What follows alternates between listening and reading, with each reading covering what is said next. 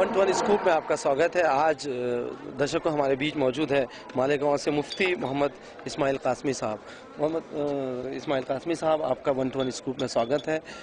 दोस्तों, ये मालेगांव की एक ऐसी शख्सियत है जिसने राजनीति में कदम रखा और मालेगांव की राजनीति को जो है एक दूसरी दिशा दी। मुफ्ती साहब, हम आपसे पूछना चाहेंगे कि आखिर क्या वजह हुई कि आपको राजनीति में आना पड़ा? मुल्क आज़ाद होने के बाद मुसलमानों को जो उनका अपना हक था वो मिला नहीं, और ख़ास तौर पर इस बात को महसूस किया जाता रहा कि अगर हम लोगों ने जद्दोजहद नहीं की तो जद्दोजहद ना करने की वजह से जो नुकसान और ख़सारा और हुकूक का ज़िया और बर्बादी होगी, किसी न किसी दर्जे में उसकी ज़िम्मेदारी हम पर भी आती है। इसलिए कहीं न कहीं से इस काम की शुरुआत और आगाज़ होना चाहिए। उसके लिए हमने अपने शहर से इस काम का आगाज़ किया और उसके लिए हमने पहले कारपोरेशन इलेक्शन के अंदर जो है अपने साथियों के साथ हमने आज से तकरीबन 6 साल पहले कदम रखा था। जी,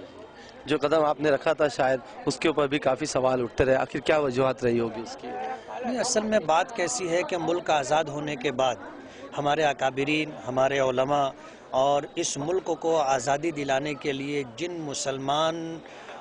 ज़िम्मेदार अफराद ने कुर्बानियाँ दी थी, मुल्क आज़ाद होने के बाद उन्होंने सियासी मैदान को छोड़ दिया। जी, और सियासी मैदान को छोड़ देने की वजह से जहां आज हम बहुत ज़्यादा पिछड़ गए और दलितों से ज़्यादा पसमानदा हो गए, उसी के साथ एक बड़ा नुकसान ये हुआ कि मुस्लिम समाज और ख़ास तौर पर दीन से जुड़े हुए अफराद, उलमा और इस तबके के लोग ऐसा समझने लगे कि सियासत शजर ममनुआ है और सियासत में आना गुनाह कबीरा है, और सियासत में दीनदार लोगों का, मुसलमानों में यानी दीनी मिजाज रखने वालों का, उलमा का और अइम्मा का कोई मकाम नहीं है, इनका ये काम नहीं है। इस तरह का एक सोच जो बनी थी, उसकी वजह से मुखालफत दीनी तबके ही की तरफ से हुई। जी, तीसरे महाज का मालेगांव हमेशा से गढ़ रहा है। निहाल अहमद मरहूम जो है वो हमेशा मालेगांव को लीड करते रहे। आपने वहाँ के आपने एक तीसरा महाज भी बनाया, उसके बाद आप MLA भी बने हैं अभी उसके, तो किस तरह से आप अपनी जिम्मेदारियों को निभा रहे हैं? बात कैसी है कि हम लोगों ने तो अपनी बस भर पूरी कोशिश की, लेकिन आपको पता है कि जमहूरियत में सर गिने जाते हैं। इकबाल ने कहा था कि जमहूरियत वो तर्ज हुकूमत है कि जिसमें लोगों को गिना करते हैं, तौला नहीं करते। आज जमहूरियत के अंदर कसरत की बुनियाद पर फैसले होते हैं, और इसी वजह से जो है हम लोग बहुत कुछ चाहने के बावजूद भी नहीं कर सकते। आज जैसे महाराष्ट्र के अंदर 288 MLAs पर मुश्तमिल जो है हमारी असम्बली बनती है, उसमें तन्हा एक आदमी क्या कर सकता है, लेकिन फिर भी पूरे महाराष्ट्र के अंदर हमने मालेगांव के लिए वो किया है जो महाराष्ट्र की तारीख में किसी MLA ने, किसी MP ने वो काम नहीं किया। बेघर लोगों के लिए हमने सरकार की जो स्कीम थी घर कुल योजना की, उसमें 11,520 मकानात के लिए हमने जद्दोजहद की थी, और उसमें से 8,000 मकानात बन चुके हैं। पूरे महाराष्ट्र के अंदर कहीं किसी जगह ये स्कीम कामयाब नहीं हो सकी, हमने इसको मालेगांव में कामयाबी के साथ इसको हम किनार किया। जी, जिस तरह से किसी ने कहा है कि कत्ल ऐसा हुआ किस्तों में मेरा, कभी बदले खंजर कभी कातिल बदल गए। इस देश में समाजवाद के नाम पर किसी समाजवादी पार्टी ने लूटा, सोशल इंजीनियरिंग के नाम पे कभी बहुजन समाज पार्टी ने लूटा, सेकुलरिज्म के नाम पे कभी कांग्रेस ने लूटा, और हिंदुत्व के नाम पे कभी भाजपा ने लूटा। तो क्या आप देश में कोई तीसरा विकल्प देखते हैं अभी? नहीं, बात कैसी है कि हमने तो इस प्रोग्राम ये बनाया कि पहले अपना घर दुरुस्त किया जाए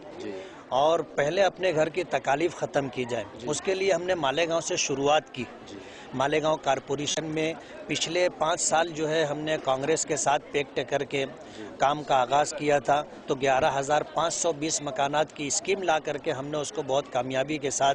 चला रहे हैं। 8,000 मकानात की तामीर हो चुकी है, और उसी के साथ हम लोगों का प्रोग्राम ये है कि मालेगांव के जितने इशूज़ हैं, ख़ास तौर पर माइनॉरिटीज़ से जुड़े हुए, मुसलमानों से जुड़े हुए, जिसमें तालीम के साथ साथ रोज़गार भी है, उसके लिए हम जद्दोजहद और कोशिश कर रहे हैं। बात ऐसी है कि केंद्र सरकार ने, मरकजी गवर्नमेंट ने महाराष्ट्र के लिए 5 पॉलिटेक्निक और 11 ITI देने का फैसला किया था, और मालेगांव के महाराष्ट्र के अंदर जो माइनॉरिटीज़ के मिनिस्टर हैं वो मुसलमान हैं, आरिफ नसीम साहब। लेकिन 4 साढ़े 4 साल का अरसा गुजर चुका, हम मालेगांव में पॉलिटेक्निक के लिए, ITI के लिए जद्दोजहद कर रहे हैं, लेकिन 4.5 साल का अरसा गुजर जाने के बाद भी उन्होंने हमें मंजूरी नहीं दी। वो कांग्रेस के एक मिनिस्टर हैं और माइनॉरिटी से ताल्लुक़ रखते हैं, लेकिन कहते हैं ना कि दिल के फपोले जल उठे सीने के दाग से, इस घर को आग लग गई घर के चिराग से। आज कांग्रेस कहो या बरसरे इक़्तिदार जो भी पार्टियां होती हैं, वो अगर मुसलमानों की नुमाइंदगी के लिए किसी को मौका देती है तो ऐसे ही शख्स को मौका देती है जो मुसलमानों का हमदर्द और खैरखाना हो, और जो सरकार की पॉलिसियों को एक नंबर पर रखे और अपने हम मज़हब, अपने भाइयों को दूसरे नंबर पर रखे। जी, तो जो महाराष्ट्र में जहाँ माइनॉरिटीज़ की बात होती है या मुसलमानों की बात होती है, तो इसको लेकर जो विकल्प सामने आ रहे हैं, कुछ दिनों पहले UDF आया था, अब वेलफेयर पार्टी आई है, फिर इसी तरह के और विकल्प देश में डेवलप हो रहे हैं, तो क्या आप भविष्य में ऐसा कोई तालमेल करना चाहेंगे उनसे? नहीं, मैंने तो आपसे ये बात की, हम पहले ये चाहते हैं कि हमारा अपना घर दुरुस्त हो जाए, हमारे अपने मसाइल हल हो जाएं, और हम वही करना चाहते हैं जो हम कर सकेंगे। हम और पार्टियों की तरह लोगों को सब्ज बाग दिखा करके,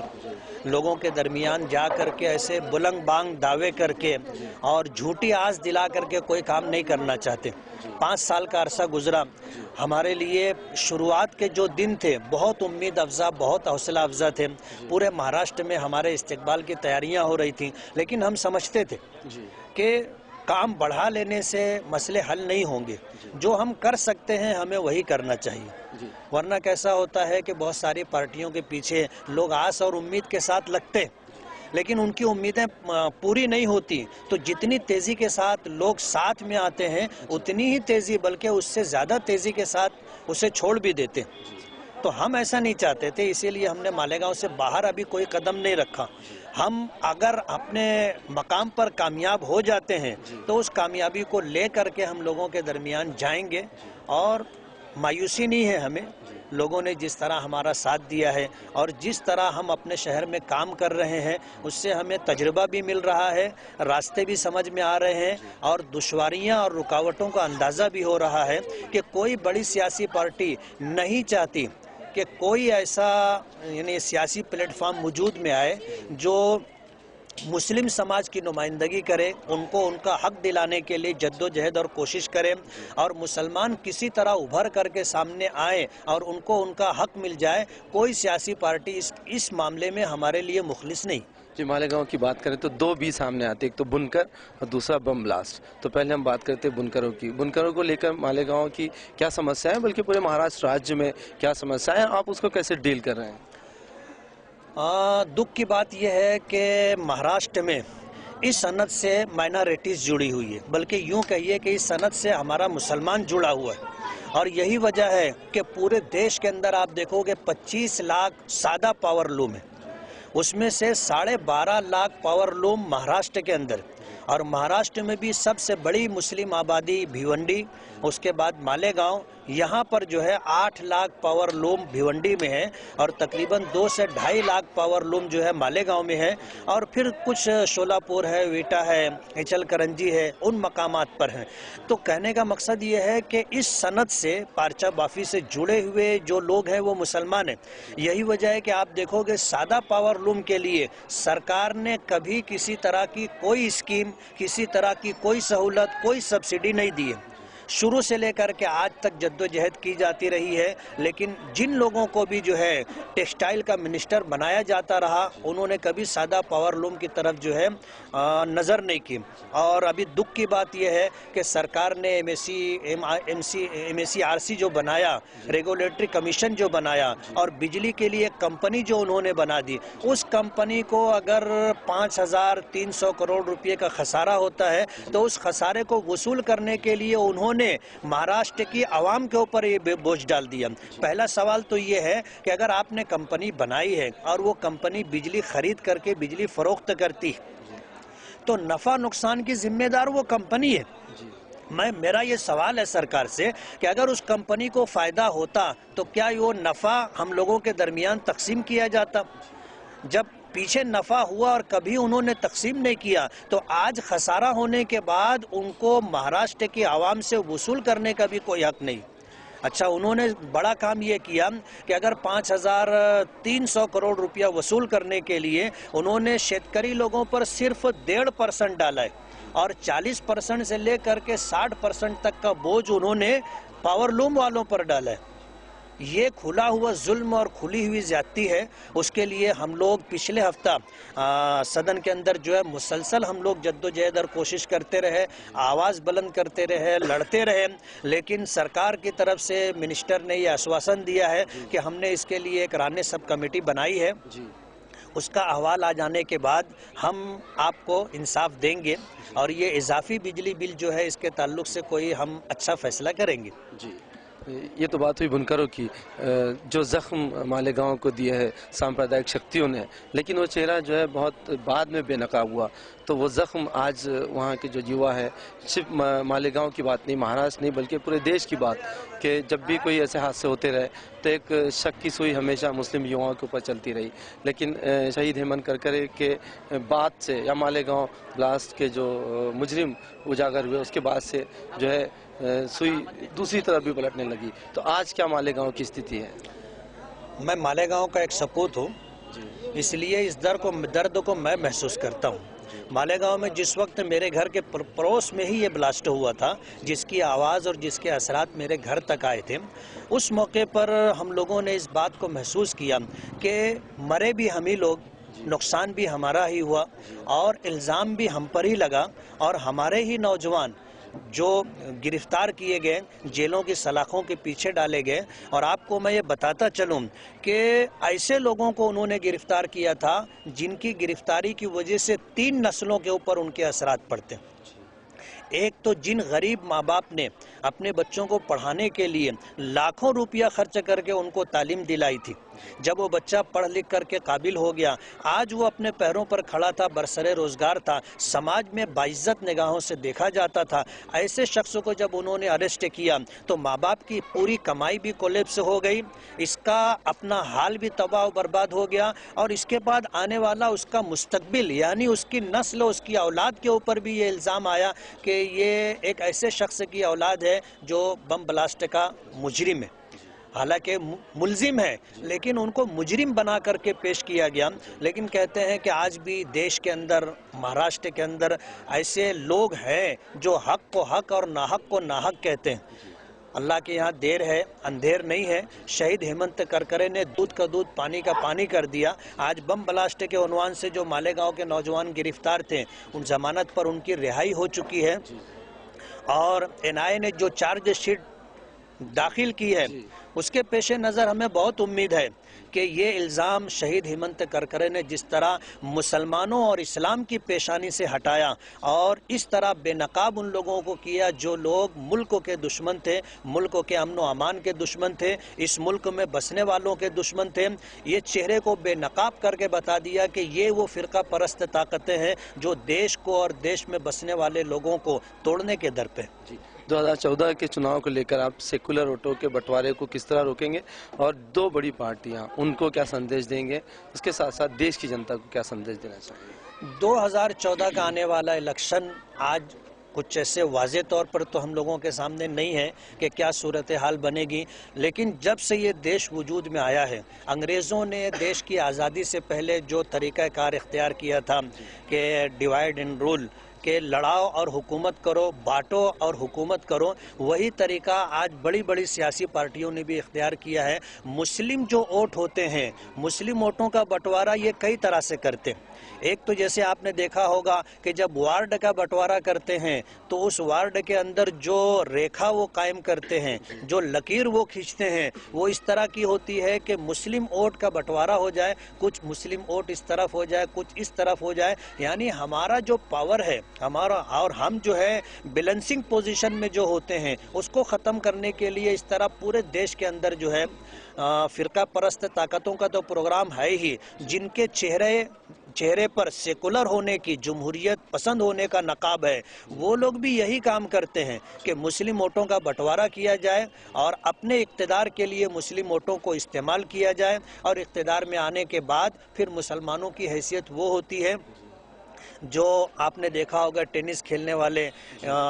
की हैसियत होती है कि प्लेयर तो कुछ और होते हैं, ग्राउंड में कुछ और लोग होते हैं। गेंद अगर जो है बाहर चली जाती है तो उसको उठाकर लाने की जो हैसियत और जो मकाम होता है वो आज हिंदुस्तान की सियासत में मुसलमानों का है। या यूं कहिए कि जैसे बारात में बैंड बाजे वाले लोग होते हैं कि वो बारात चलती है तो सबसे आगे आगे होते हैं, लेकिन जिस वक्त वो बारात के शामियाने तक पहुंचते हैं तो उनको गेट के बाहर ही रोक दिया जाता है और बारात अंदर चली जाती है। यही हाल आज सियासी फील्ड में भी है कि मुसलमानों को सिर्फ वोट लेने के लिए इस्तेमाल किया जाता है और कोशिश ये की जाती है कि ये इस पोजीशन में न रहे कि अपनी मर्जी से वो किसी को इख्तियार दिला सके, अपनी मर्जी से किसी को इस फील्ड से बाहर कर सके। ये उनकी साजिश और प्रोग्राम है। मैं ये पैगाम देना चाहूँगा मुसलमानों को कि फ़िरका परस्त ताकतों की या जो आप अपने आप को सेकुलर कहते हैं, ऐसे लोगों को समझें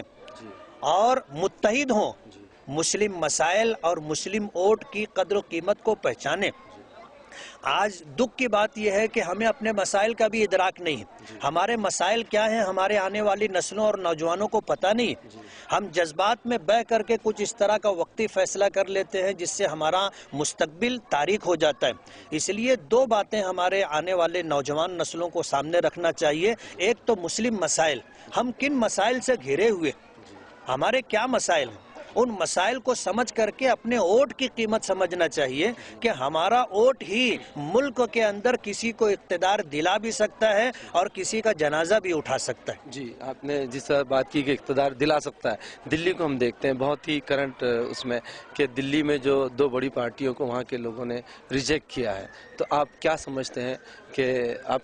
हैं कि नया बदलाव जो है देश के अंदर